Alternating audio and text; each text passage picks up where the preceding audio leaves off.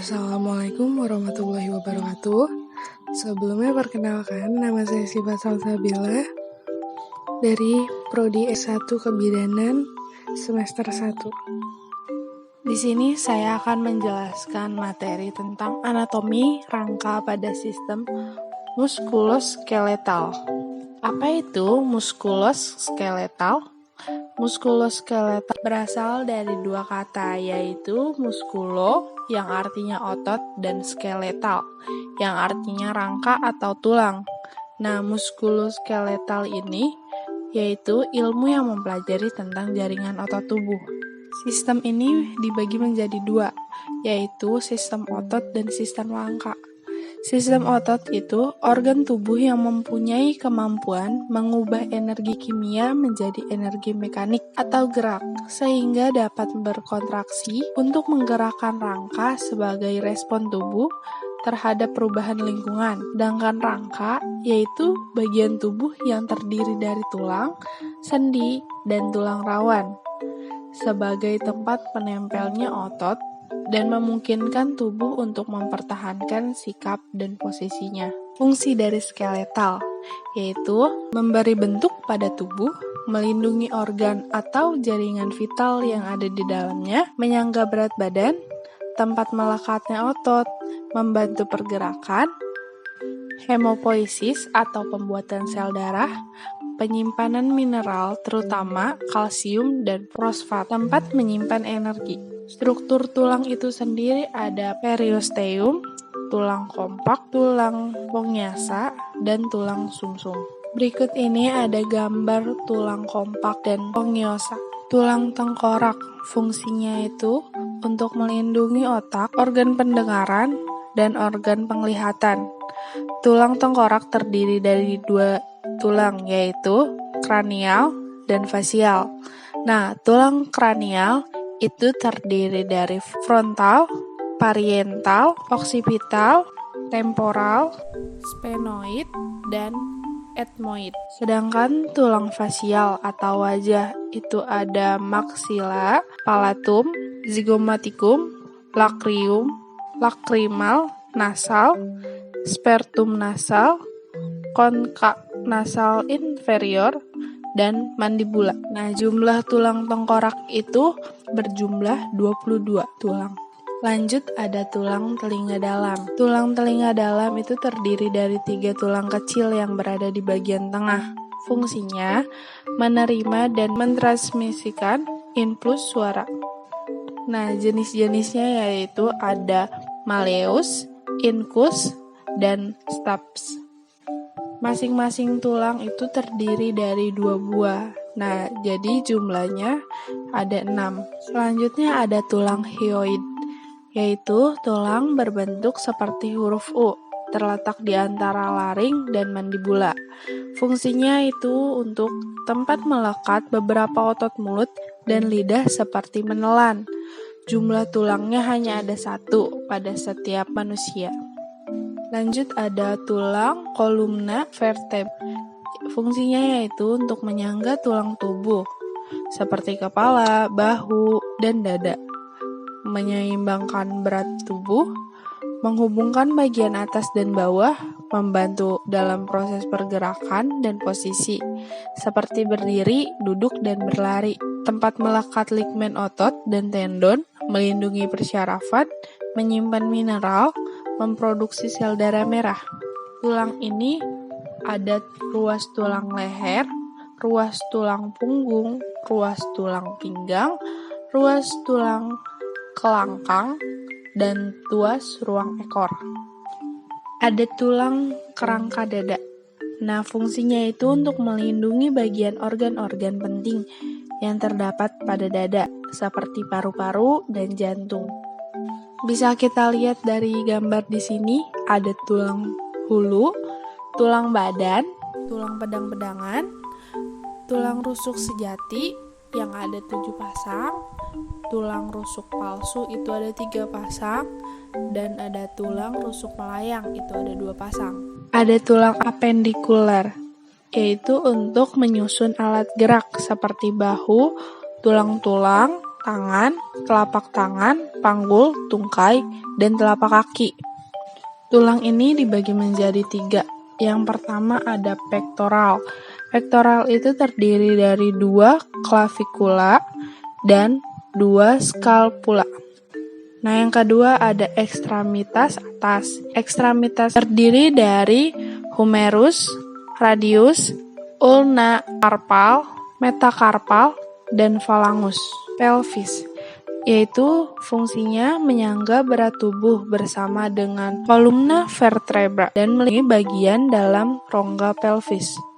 Tulang pelvis ini ada iliaka, simpilis pubis, tulang sakral, sakrum, dan koksigis. Panggul.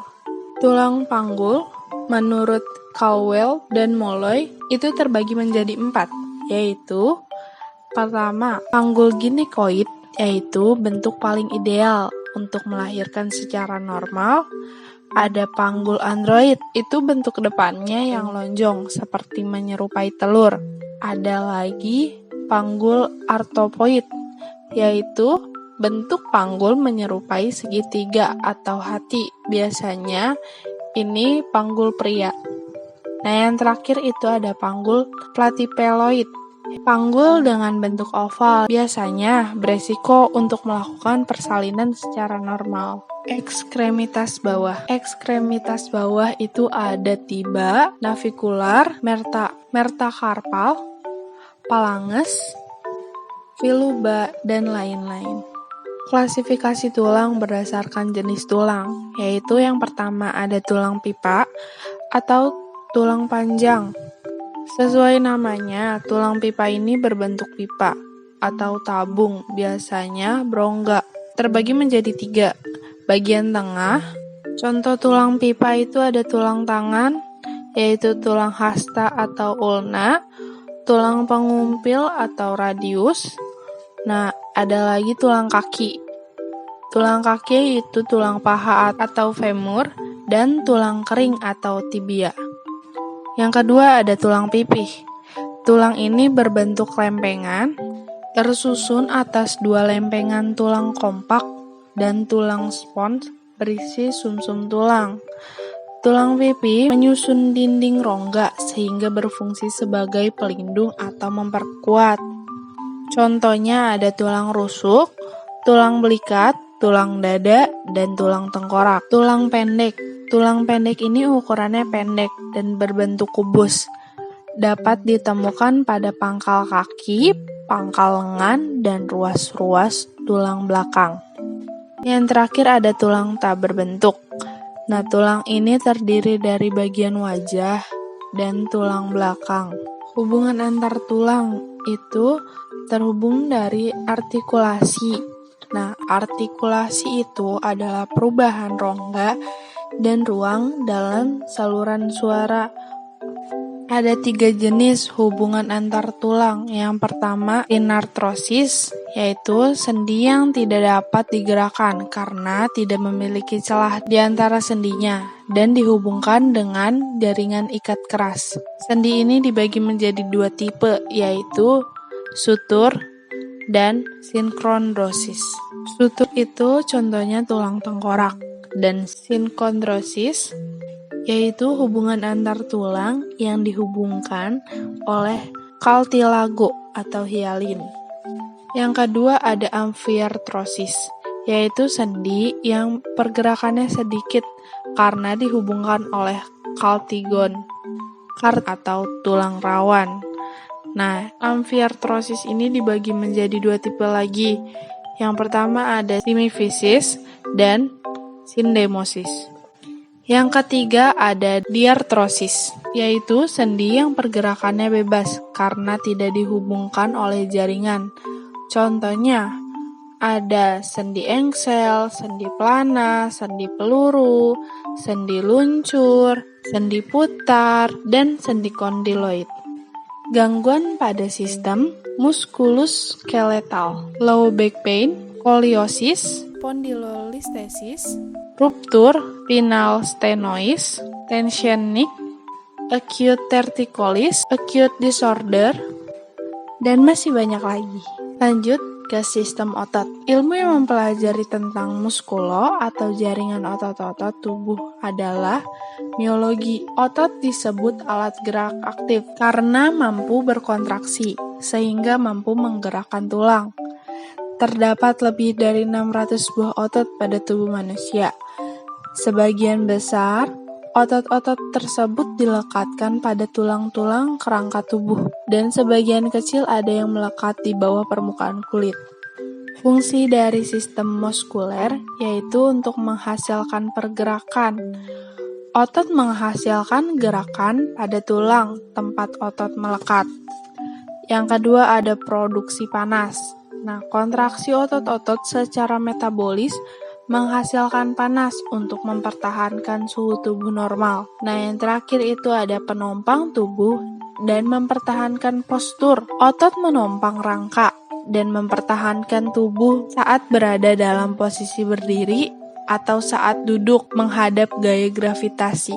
Terhadap gaya gravitasi, fungsi sistem otot yaitu melakukan gerakan tubuh, proses pencernaan, persalinan, keseimbangan, mengatur posisi tubuh, pernafasan, membantu dalam proses peredaran darah manusia. Struktur mikroskopik otot rangka.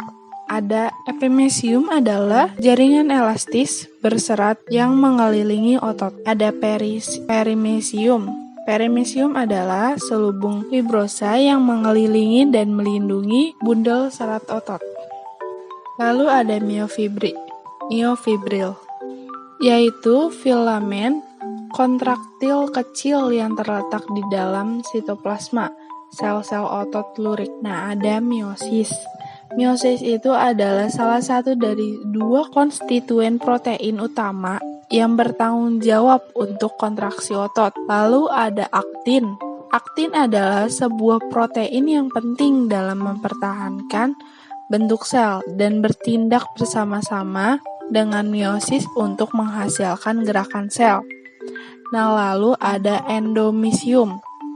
Endomysium adalah nama dari selubung jaringan ikat halus yang mengelilingi atau mencakup setiap serat otot tunggal atau individu. Jenis otot ada 3, yaitu otot polos, otot lurik, dan otot jantung. Otot lurik terletak menyusun otot yang melekat pada tulang rangka. Bentuknya bulat memanjang, ada banyak inti terletak di tepi. Nah, kontrol sarafnya itu sadar, reaksinya cepat, dan sifat kerjanya cepat lelah.